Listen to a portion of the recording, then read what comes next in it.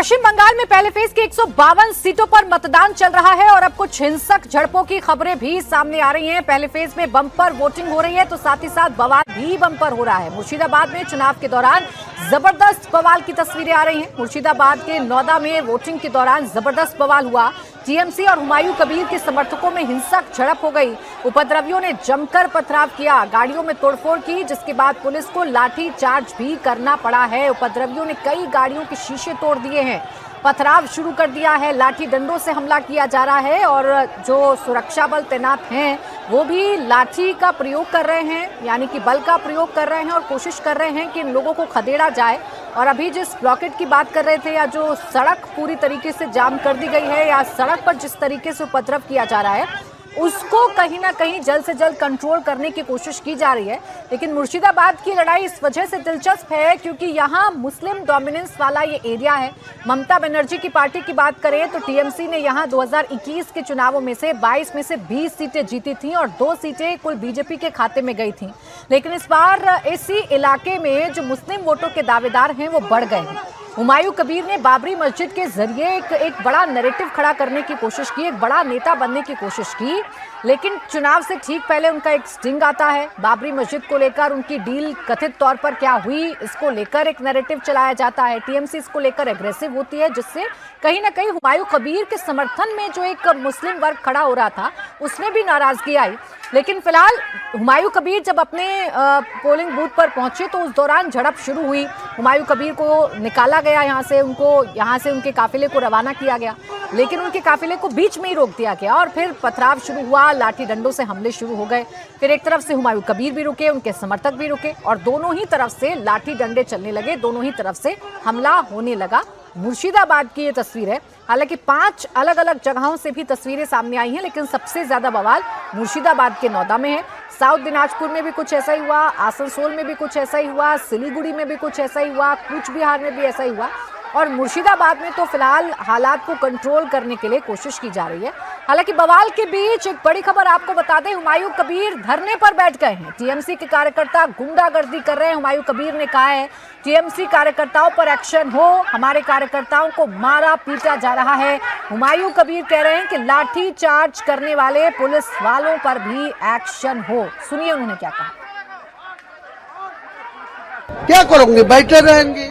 मेरा को जो आम जनता वो इलेक्शन कमीशन का उनको चुनाव में भाग लेने का, निरापत्ता देने का ड्यूटी है, वो दे नहीं पाया। इसीलिए मेरा को लोगों को मार रहा है, धमका रहा है, रात भर उनको डराया। तो नहीं होना चाहिए ना। ये इलेक्शन कमीशन इसनो जो गुंडागिरी कर रहा है टीएमसी वाला, उनको खिलाफ कार्रवाई करना चाहिए। बाद में नहीं उठ जाएगी। देखिए आराम से हुमायूं कबीर जूस पी रहे हैं और आराम से बता रहे हैं कि चुनाव आयोग को क्या करना चाहिए, चुनाव आयोग को क्या कार्रवाई करनी चाहिए। लेकिन अपने समर्थकों को भी पीछे हटने के लिए हुमायूं कबीर कह सकते हैं, हालात ना बिगड़े इसके लिए हुमायूं कबीर भी अपने समर्थकों से अपील कर सकते हैं, तो वहीं टीएमसी भी अपील कर सकती है। लेकिन अभी दोनों ही पार्टियों को इस बात से बिल्कुल मतलब नहीं है कि वोटर मतदान केंद्रों तक पहुंच रहा है या नहीं पहुंच रहा है। अभी तो बवाल करना है, क्योंकि यहाँ सवाल भी वोटों का ही है, एक विशेष वर्ग का सवाल है जिसके खिलाफ जो रोष है इन दोनों का एक दूसरे के खिलाफ निकल रहा है। बंगाल इलेक्शन पर राहुल का भी बड़ा बयान सामने आया। ममता की वजह से बंगाल में बीजेपी का रास्ता खुला, ये राहुल गांधी मान रहे हैं। राहुल गांधी कह रहे हैं ममता ने साफ सुथरी सरकार चलाई होती तो बीजेपी ना आती। ममता ने बंगाल में ध्रुवीकरण कराया, बंगाल में ध्रुवीकरण से बीजेपी को मौका मिला है।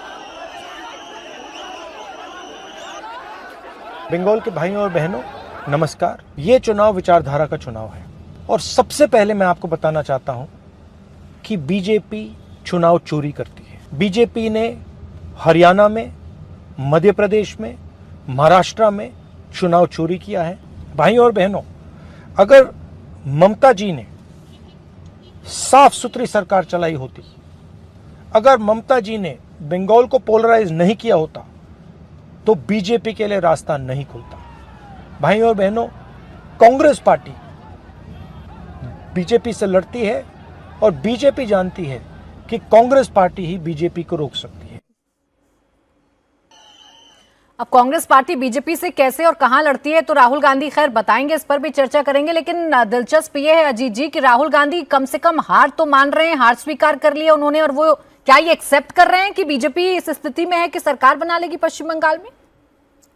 देखिए, वो ये एक तो राहुल गांधी प्रचार करने नहीं गए, इतने दिन से चुनाव का अभियान चल रहा है, 284 सीटों पर एक साथ उन्होंने उम्मीदवार खड़े किए, और कोई 20 साल के बाद या 25 साल के बाद कांग्रेस पार्टी अकेले चुनाव लड़ रही थी बंगाल में। तो जिस तरह से उन्होंने कल अपील की मतदाताओं के नाम से, एक अपील की तमिलनाडु के मतदाताओं के लिए अलग, पश्चिम बंगाल के मतदाताओं के लिए अलग, इस अपील के पहले सिर्फ एक बार वो कैंपेन के लिए गए। अगर वो कैंपेन करते, प्रियंका गांधी वाड्रा कैंपेन करने नहीं गई, अगर ये लोग कैंपेन करते, कांग्रेस वहां पूरी ताकत लगाती चुनाव लड़ने की, दिखती लड़ती हुई, तो ये जो आरोप लगा रहे हैं वो माना जाता कि चलिए आप कुछ ठीक कर रहे हैं, आपने कोशिश की और ममता बनर्जी ने पोलराइज कर दिया है।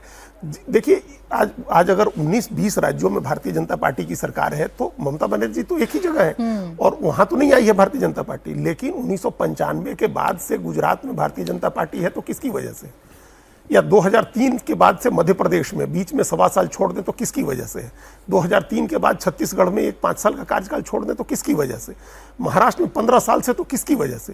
तो कहाँ ये एक साफ साफ दिख रहा है, ये एक डेस्परेट अटेम्प्ट है कांग्रेस पार्टी की तरफ से, राहुल गांधी की तरफ से, कि किसी तरह से हम अगर वहां वोट का डिवीजन हो, ये मैसेज जाए कि कांग्रेस पार्टी ही बीजेपी से लड़ती है या बीजेपी को रोक सकती है कांग्रेस पार्टी, और कुछ वोट का डिवीजन हो, ममता बनर्जी को नुकसान हो जाए।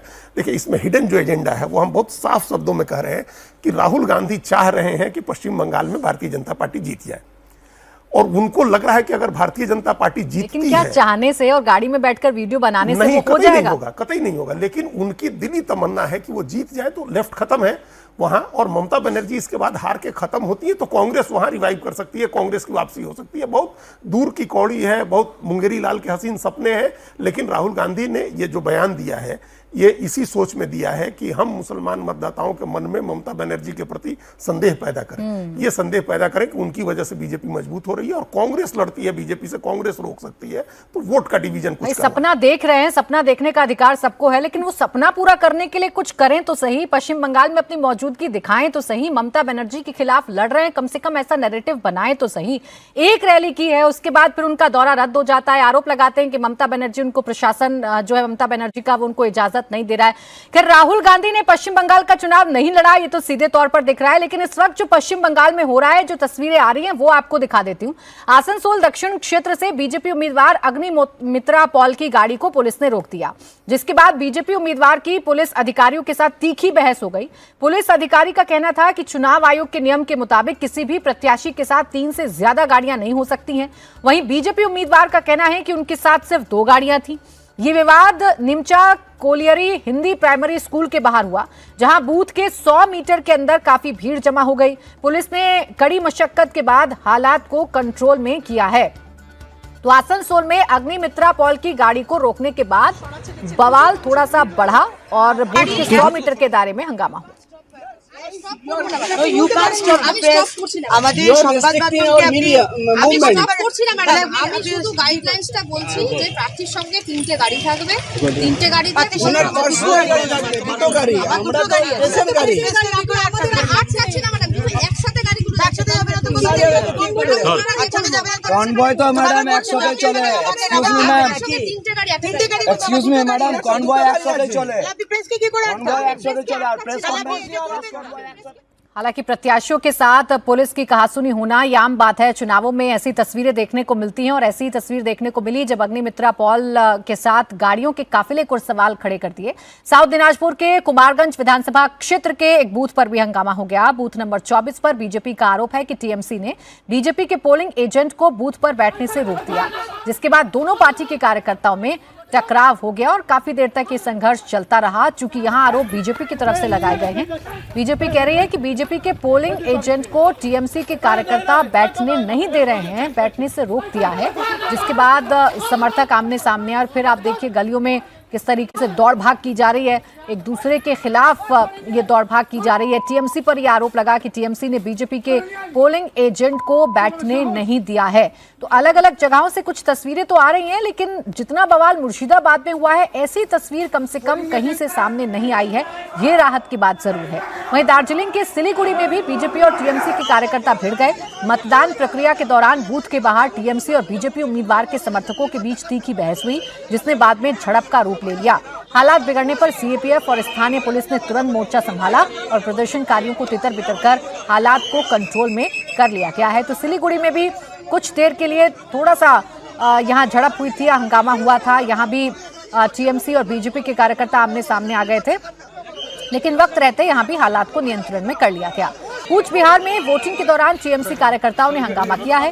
तूफानगंज 2 ब्लॉक के मानसाई जिले की बरकोदली 2 ग्राम पंचायत के 237 और 238 बूथों पर टीएमसी कार्यकर्ताओं ने सड़क जाम कर दी। शिकायत मिलने के बाद पुलिस ने टीएमसी कार्यकर्ताओं को यहां से खदेड़ दिया है और फिर से जो चुनाव है वो शांतिपूर्ण तरीके से चल रहा है। तो सिर्फ एक मुर्शिदाबाद को हम राजकुमार जी छोड़ दें तो बाकी जगहों पर छिटपुट घटनाएं हैं जो अक्सर होती हैं। प्रत्याशियों का सुरक्षा बलों से बहस करना या उनके काफिले को सवाल खड़े करना।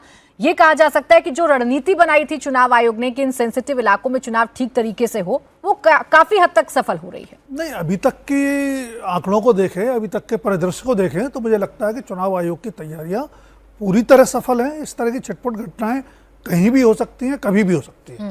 हालांकि इनसे बचने की जिम्मेदारी, इनको रोकने की जिम्मेदारी राजनीतिक दलों और उम्मीदवारों की भी है, क्योंकि अंततः मतदाता को मतदान केंद्र तक पहुंचना चाहिए। लेकिन दूसरी बात जो राहुल गांधी की आप कर रहे थे कि कांग्रेस लड़ रही है पूरे देश में, कांग्रेस बीजेपी से कहां लड़ रही है?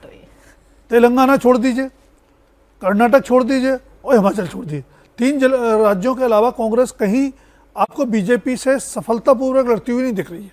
बीजेपी से लड़ रहे हैं क्षेत्रीय दल और उनके साथ कांग्रेस ईमानदारी से खड़ी हुई नजर नहीं आती है। राहुल गांधी हर स्टेट में एक टूरिज्म के तौर पर राजनीति करने जाते हैं और स्टार अपीयरेंस के तौर पर इलेक्शन कैंपेन करते हैं। आप देखिए, बीजेपी से कुछ सीखना चाहिए राहुल गांधी को, मोदी से कुछ सीखना चाहिए।